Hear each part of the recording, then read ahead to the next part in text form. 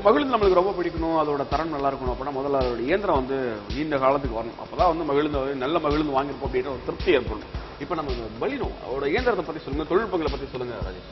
ஆக்சுவலாக இந்த இன்ஜின் வந்து பார்த்தீங்கன்னாலே new generation new platform engine, light weight அப்படின்னு சொல்கிறாங்க. அதில் வந்து பார்த்தீங்கன்னா இப்போ வந்து டீசல் இன்ஜின் நம்மளுது. ஸோ டீசல் இன்ஜின் ஃபஸ்ட்டு பார்த்தீங்கன்னா 1300 cc இன்ஜின். ஸோ அதோட பவர் பார்த்தீங்கன்னா 55.2 at 6000 RPM. டார்க்ன்றது வந்து நம்ம இனிஷியல் பிக்கப் வண்டியோட 190 at 2000 RPM. ஸோ இதில் வந்து என்னென்னா பர்ஃபார்மன்ஸ் வந்து பார்த்தீங்கன்னா எக்ஸ்ட்ராடினரி பர்ஃபார்மன்ஸ் இருக்கும். அதே மாதிரி மைலேஜ் 27.3 மைலேஜ். இது வந்து பார்த்தீங்கன்னா ஏர் டெஸ்ட் கண்டிஷன். இதுவும் நல்ல ப்ரூவன் இன்ஜின் உங்களுக்கு. மாருதியோட எக்ஸிஸ்டிங் இன்ஜின் நல்ல ஒரு தரமான இன்ஜின் போட்டிருக்காங்க. டீசலை பற்றி சொல்லிட்டீங்க, இப்போ பெட்ரோலை பற்றி சொல்லுங்களேன். பெட்ரோல் பார்த்தீங்கன்னா 1200 cc இன்ஜினு. ஸோ அதோட பவர் பார்த்தீங்கன்னா 62 at 6000 RPM. அப்புறம் டார்க் 115 at 4000 RPM. ஸோ இதோட பவரும் டார்க்கும் வந்து நல்லா இருக்கனால இனிஷியல் பிக்கப் நல்லா இருக்கும் உங்களுக்கு. ஸோ இதோட மைலேஜ் பார்த்தீங்கன்னா உங்களுக்கு 21.4. நீங்கள் இதோட பயண தூர மைலேஜை பற்றி சொன்னீங்க. அப்போ இதோட எரிபொருளோட கொள்ளளவு டேங்க் கெப்பாசிட்டி சொல்லுங்கள். டேங்க் கெப்பாசிட்டி பார்த்தீங்கன்னா உங்களுக்கு 37 லிட்டர்ஸ் டேங்க் கெப்பாசிட்டி. அதாவது 37 லிட்டர்ஸ் வந்து பார்த்தீங்கன்னா இதோட மைலேஜ் வந்து எக்ஸலன்ட் மைலேஜ் கொடுத்துருக்கனால நார்மலாக நீங்கள் ரீஃபில் பண்ண வேண்டிய அவசியமே கிடையாது. ஒரு டிரைவிங்களுக்கு வந்து லாங் டிரைவிங்களுக்கு வந்து சஃபிஷியண்டான டேங்க் ஃபில் உங்களுக்கு.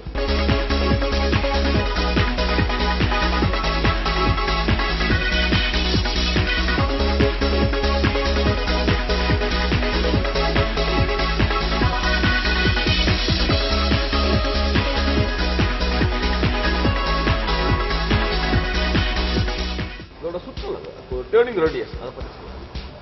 டேர்னிங் ரேடியஸ் பார்த்தீங்கன்னா 4.9 கொடுத்துருக்காங்க. 4.9 ஒரு புதிய இடத்துல கூட பார்த்தீங்கன்னா வண்டியை கொஞ்சம் கம்ஃபர்ட்டாக திருப்புற மாதிரி 4.9 டேர்னிங் ரேடியஸ் கொடுத்துருக்காங்க. நார்மல் மற்ற வெஹிக்கிள்ஸில் கம்பேர் பண்ணால் கூட இது ரொம்ப ஈஸியாக டர்ன் பண்ணுறது வசதியாக இருக்கும். அதே மாதிரி நம்மளோட electrical and pinion power steering கொடுத்துருக்கீங்க. சரி, இப்போ நம்ம ஏதாவது வேகத்தோட பள்ளமேடு வருது அப்படின்னா நமக்கு வாகனம் வந்து எல்லாரும் அடிபடுமோன்னு ஒரு பயம் இருக்கும். இதில் வந்து அடிப்படும் வந்து எவ்வளோ உயரமாக இருக்குது? இது பார்த்தீங்கன்னா 170 mm கொடுத்துருக்காங்க. ஸோ அதாவது இது எதுக்கு அப்படின்னா 170 பார்த்தீங்கன்னா லோ கோஎஃபிஷியன்ட் ஆஃப் டிராக்னு சொல்லுவாங்க. ஒரு வண்டியோட ஹை ஸ்பீடில் போகும்போது அந்த ஏற்ற அந்த ஸ்டெபிலிட்டின்னு சொல்லுவாங்க இல்லையா. ஸோ அது வந்து இருக்கணுன்றதுக்கோசம் லோ கோஎஃபிஷியன்ட். அதாவது ப்ரீமியம் செக்மெண்ட் கார்ஸ் எல்லாமே பார்த்தீங்கன்னா அந்த மாதிரி அமைப்பில் தான் இருக்கும் உங்களுக்கு. ஸோ அதனால மொத்தம் எத்தனை வண்ணங்கள் கிடைக்குது? இது மொத்தம் பார்த்தீங்கன்னா 7 வண்ணங்களில் வருதுங்க. முதல் பார்த்தீங்கன்னா ஃபயர் ரெட், அதாவது ஒரு ரெட்டு அது எப்படி இருக்கணும் அப்படின்ட்டு. அடுத்தது பார்த்தீங்கன்னா ப்ரீமியம் சில்வர், அடுத்தது வந்து ரே ப்ளூ, அப்புறம் ப்ரீமியம் உங்களுக்கு அர்பன் ப்ளூன்னு ஒன்று இருக்குது, பெர்லாட்டிக் ஒயிட், கிரானைட் கிரே. ஸோ மொத்தம் 7 கலரில் வருது. 7 வண்ணங்களில் கொடுத்துருக்கு. கண்டிப்பாக புதிய வண்ணங்கள் எல்லாமே புதிய வண்ணங்கள். மகிழுந்துக்கு ஏற்ற மாதிரி வண்ணங்களை கொடுக்குறேன். விலைன்னு பார்க்கும்போது எப்படி? அடிப்படை விலை, அதிகபட்ச விலை மினிமம் பார்த்தீங்கன்னா 6,05,000 ஸ்டார்ட் ஆகுது சார் ஆன் ரோடு. அதே மாதிரி டாப் அண்ட் மாடல் போனீங்கன்னா டீசல் வெர்ஷன் 971 வரும் சார். அதிகபட்ச விலை 9,70,000 தான்.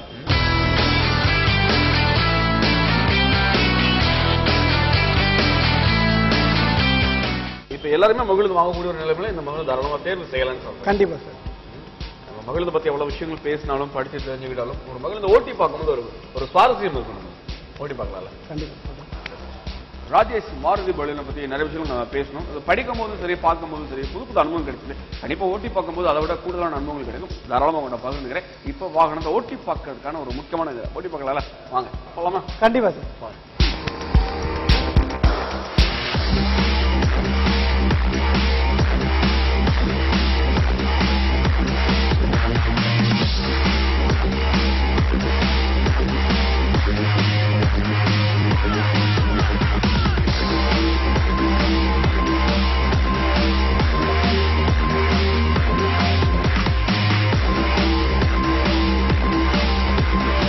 மாருதி சுசுகி பலினோ வண்டி நம்ம பார்க்கும்போது எவ்வளவு பிரம்மாண்டம் போச்சு, அதே மாதிரி வண்டி ஓட்டும் போது ஒரு புது அனுபவம் தான் நம்மளுக்கு கிடைக்கும்.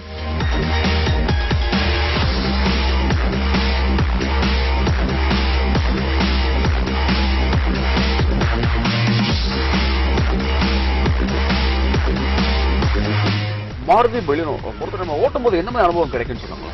மேக்ஸிமம் இந்த ப்ரீமியம் செக்மெண்ட் கார் எல்லாமே பார்த்தீங்கன்னா பிளாட்ஃபார்ம் வந்து லோ பிளாட்ஃபார்மில் இருக்கும் உங்களுக்கு. ஸோ வந்து 120, 130 போனாலும் வண்டியோட ஸ்டேபிள் வந்து ரொம்ப நல்லாயிருக்கும். அதாவது ஒரு பிரேக்கிங் பண்ணுறீங்க அப்படின்னா வண்டியை வந்து அந்த இடத்துல நிறுத்த பார்க்கும். அதாவது வண்டி இழுத்துட்டு போயோ அந்த மாதிரி இல்லாமல் இல்லை வந்து டாப்பில் ஆகும் அந்த மாதிரி எதுவுமே ஆகாது.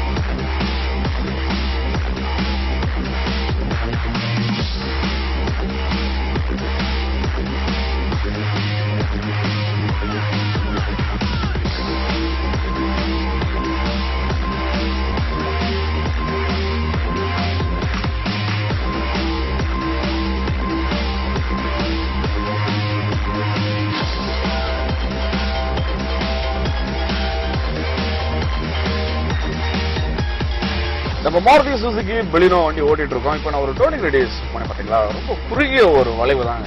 ஓட்டும் போதே அவ்வளோ சுமையாக இருந்தது. அதுவும் எதை பற்றி கவலைப்பட்டுங்க, நம்ம பக்கத்தில் உள்ள இந்த சைடு வியூஸ், சைடு மிரரும் சரி, முன்புறக்கூடிய இந்த விளக்குகளும் சரி, எல்லாமே வந்து ரொம்ப தெளிவா நம்மளுக்கு காமிச்சிட்டு இருக்கு. எது வருது, எங்க பல்ல இருக்கு அப்படின்றத நம்ம இருக்கிற உட்காந்தே நம்ம ரொம்ப தெளிவா பார்ப்போம். அதனாலதான் வந்து ரொம்ப சுலபமா என்னோட நம்மளால ஓட்ட முடியும்.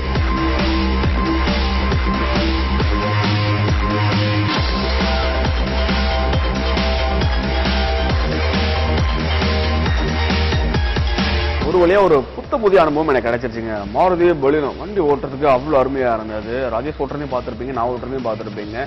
இந்த வண்டியை பொறுத்தவரையும் வந்து 1.2 பெட்ரோல் இன்ஜின், இன்னொரு இன்ஜின் இதுலேயே முக்கியமான ஒரு விஷயம் இருக்கா, என்ன அப்படின்னா அதுவும் பெட்ரோல் இன்ஜின் தான். ஆனால் 1.3 சிவிடி இன்ஜின் சொல்லியிருக்காங்க. அது வந்து தானியங்கி, அது ஆட்டோமேட்டிக் டிரான்ஸ்மிஷன் அப்படின்னு சொல்லியிருக்காங்க. ஆனால் இதை விட அது பயன்படுத்தும் போது கூடுதலான மைலேஜ் கிடைக்கும் அப்படின்னு கூடுதல் தகவல் எனக்கு சொல்லியிருக்காரு. அதை உங்கள்கிட்ட தாராளமாக பகிர்ந்துக்கிட்டேன். எந்த வண்டியாக இருந்தாலும் நம்மளுக்கு பிடிச்ச மாதிரி இருக்கணுங்க. ஆனால் மாருதி பெலினோ பொறுத்தவரையும் எல்லாத்துக்கும் பிடிச்ச மாதிரி புது விஷயங்கள் கொண்டு வந்திருக்காங்க.